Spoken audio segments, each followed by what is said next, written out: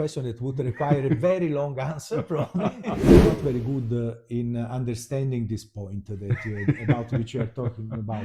Yeah. So I do something in the middle. Students are becoming scientists, but they are not yet. So that means they are starting to do some in plant biology, other will be in zoology, then other in physiology, in microbiology, virology, and so on. Yeah, most welcome again to a very nice encounter with one of the best professors you may want to sit in his lecture. Very, very interesting to be here that you may listen to. Without any mention of words, let's just get to know him. Can you introduce yourself? Okay, so I am Alessio Papini. I'm professor of botany, pharmaceutical botany, and algae, several courses that I'm doing. My research activity is mainly related to tropical environments, even if not only that. And my current activity here in Florence, I am currently director of the Department of Biology here in the University of Florence. And for this reason, I have also some duties that are not strictly related to teaching and research, unfortunately. But however, it's an important task too. So I think I like a lot teaching and research too. So I love a lot my activity. Yeah, so what motivated you to pursue biology and further research into biology?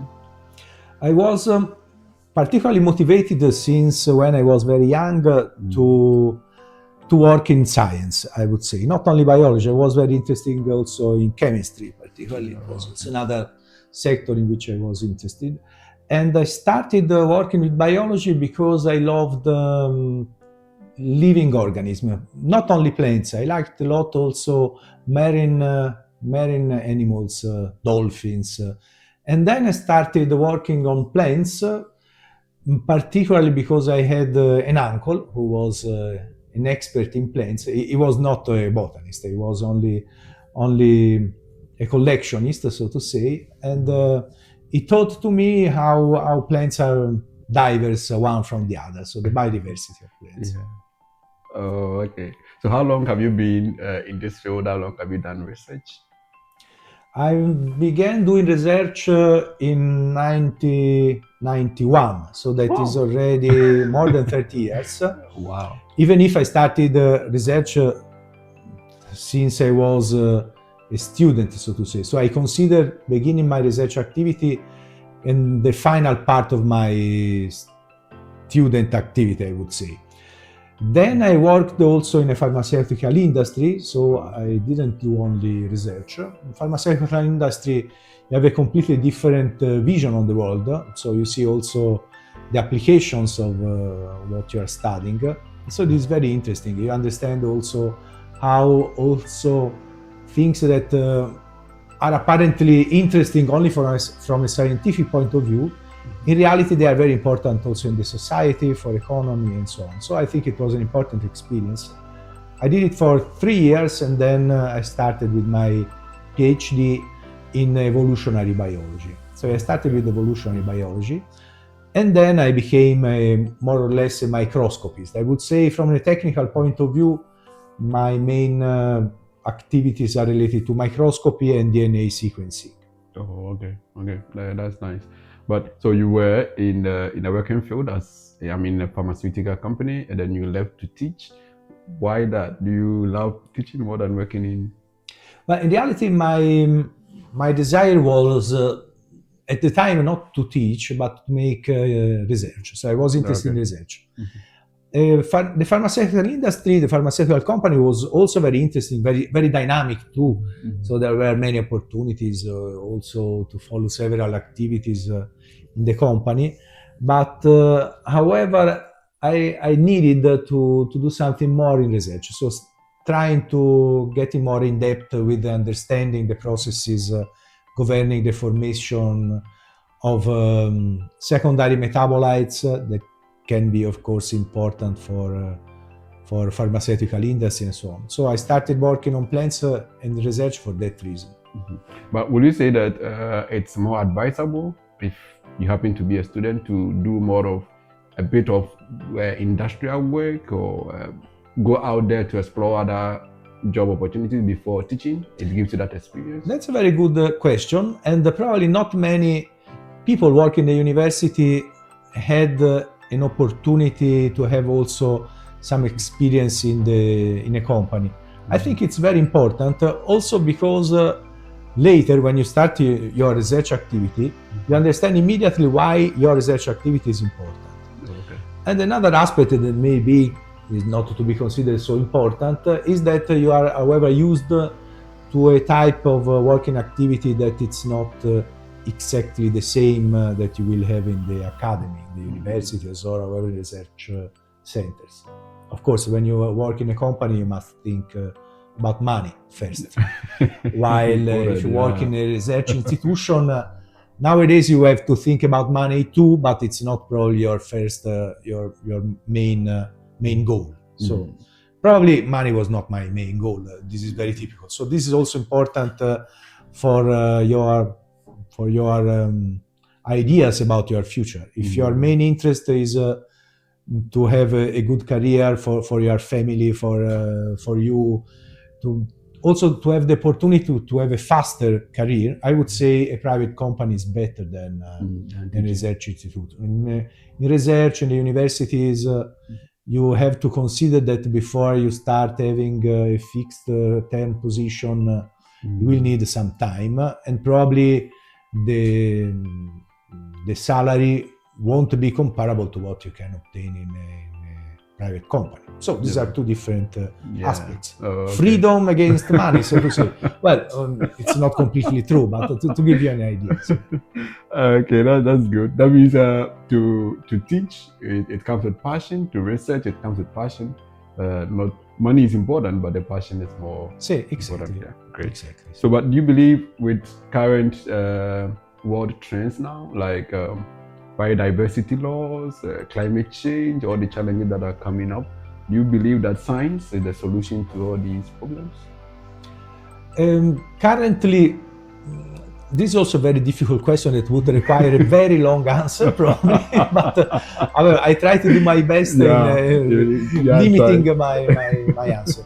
In reality, I am very interested also in the political capability of people to change life, to change each one's activity, to reduce also the impact of our lives on the world. If we are talking about environmental challenges and climate change is partly related to that. So this is important. And this is not completely related to science. In reality, in the past, sometimes also some scientific advancement led in reality to an increase of the problems in the environmental questions. So that means that science is not necessarily a solution. Okay. Nowadays, however, we are in such a difficult situation that probably we need to use all possible routes to try to find answers. And science is also important for under many points of views. For instance, one of the main point of difficulties in the time is where to obtain the energy necessary for giving a relatively good life to billions of people in this planet. And the possible solutions lead us to think that fossil fuels should be reduced at least, if not abandoned in the future. And in this case, one of the possible solutions is also biomasses. So, and scientific research is important to find the best way for having some opportunities also in this area.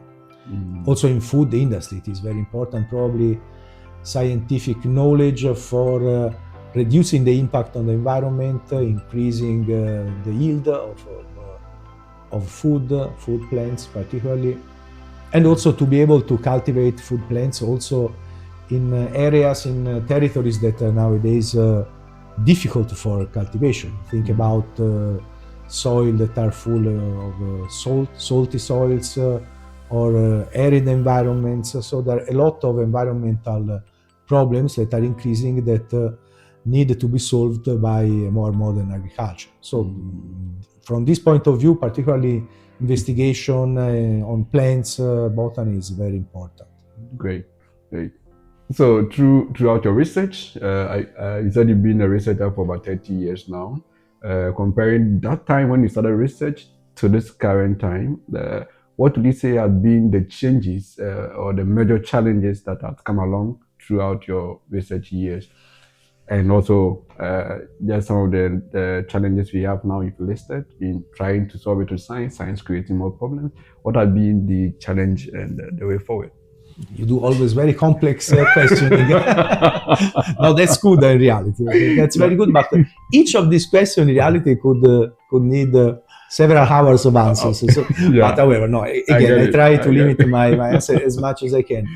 Now, in reality, some of the problems that were present in the society and also in research 30 years ago are still there, are still present. Mainly the impact of science, and particularly more than science, I would say technology. So that means the application of scientific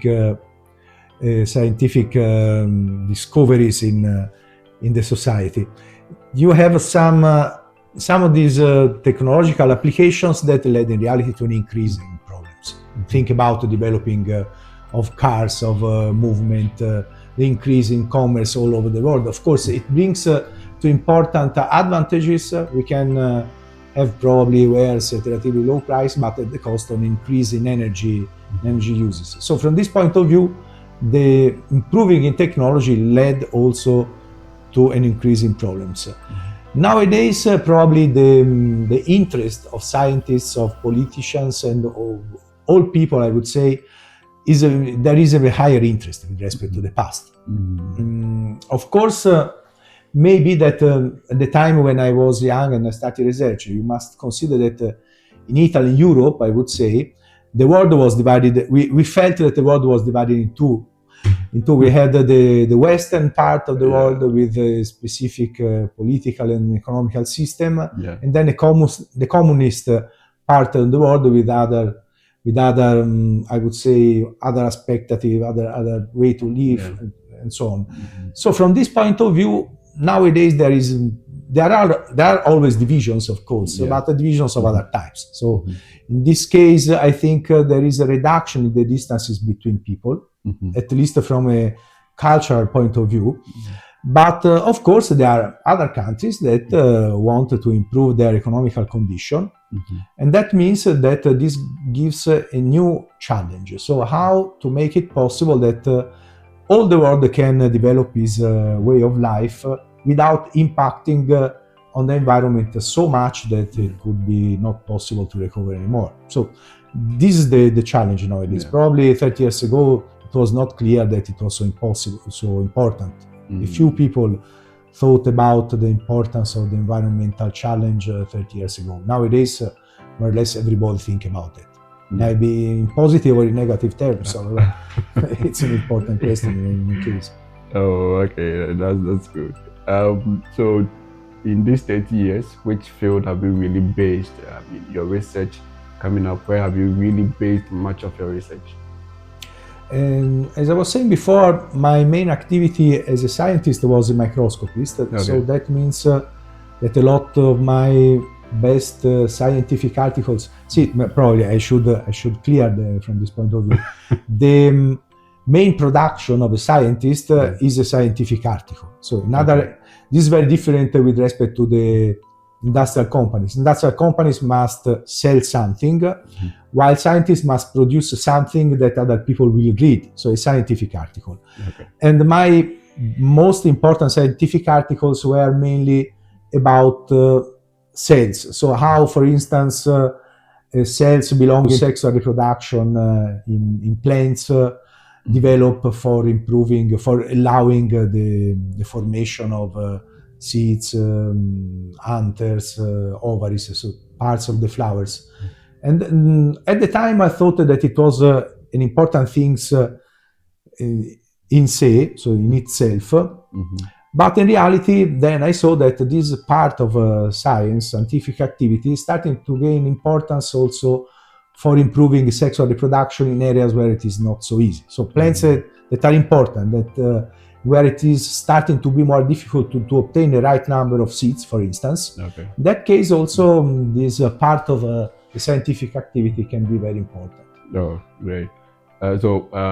With your research, yeah, you said scientists are to produce the articles for others to read, but how do most of your research works, or most of the research scientists do? How does it get to the community? How is it communicated to them? How does it impact them? Especially those who do not know where to read them and who do not even know how to read them. Scientists are not very good in understanding this point about which you are talking about. Yeah. So I mean, how you can reach, I would say, normal people. Normal, it sounds strange. Normal people, Yeah. I mean, not scientists. Yeah. Normal people, Mhm. at this point of view. Scientists are more used to produce scientific articles. That means that normally your normal way of communication is to communicate your novelties, your scientific discovery to other scientists. And so you use normally a language that is not so easy to understand for people who are not scientists. And nowadays we are starting to understand that it is always more important in reality to improve our way of communication. Yeah. And as a matter of fact, you have to change also your way to communicate. You have several different type of languages. Also the type of language is important. For instance, I'm Italian, so that means my mother language is Italian and German in part. Yeah. And if I talk in Italian, of course, I will reach only people that speak my language. While if I choose to use English for explaining my activity, that means that I must find a way to make my explanation clear not only to scientists, which is normal, but also to people that are not scientists. So I have to improve also from this point of view.